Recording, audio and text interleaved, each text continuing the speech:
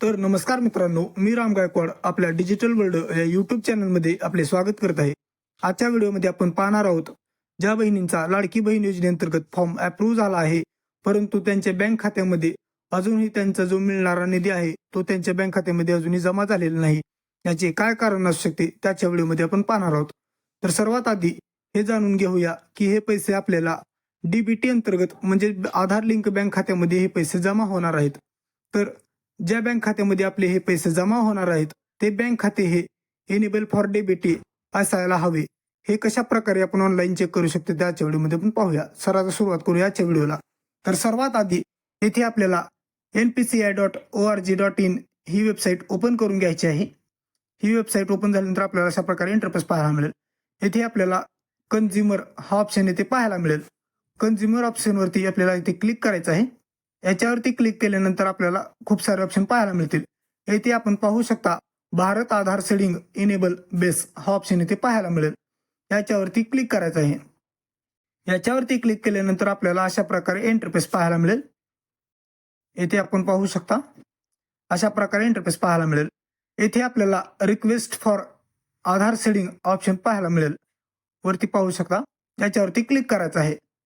याच्यावरती क्लिक केल्यानंतर आपल्याला 4 ऑप्शन पाहायला मिळतील. याच्यावरती खाली आपल्याला 3 नंबरचा ऑप्शन पाहायला मिळेल. इथे आपण पाहू शकता गेट आधार मॅप स्टेटस हा ऑप्शन पाहायला मिळेल. याच्यावरती क्लिक करायचं आहे.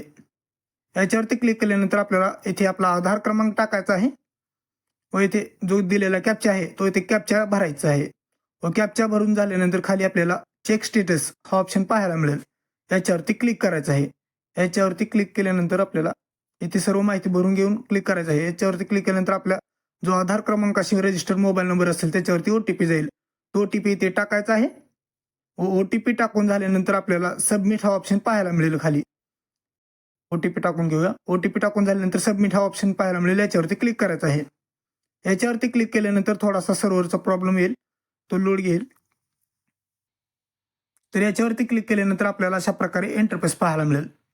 तर इथे आपण पाहू शकता आपल्याला आपला आधार क्रमांक दाखवेल. आधार क्रमांक म्हणजे शेवटचे 4 अंक पाहायला मिळतील. तर इथे आपल्याला मॅपिंग स्टेटसमध्ये इनेबल फॉर डीबीटी हा ऑप्शन पाहायला मिळेल. इथे आपल्याला इनेबल फॉर डीबीटी असेल तरच आपण पैसे आपल्या बँक खात्यामध्ये जमा होतील. इथे सर्व खालच्या कडेला आपल्याला बँक नेम मध्ये आपले बँकेचे नावही पाहायला मिळेल.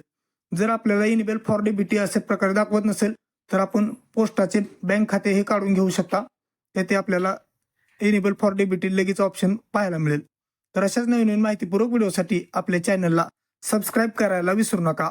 हा व्हिडिओ सर्वांपर्यंत शेअर करा, व्हिडिओला लाईक करा.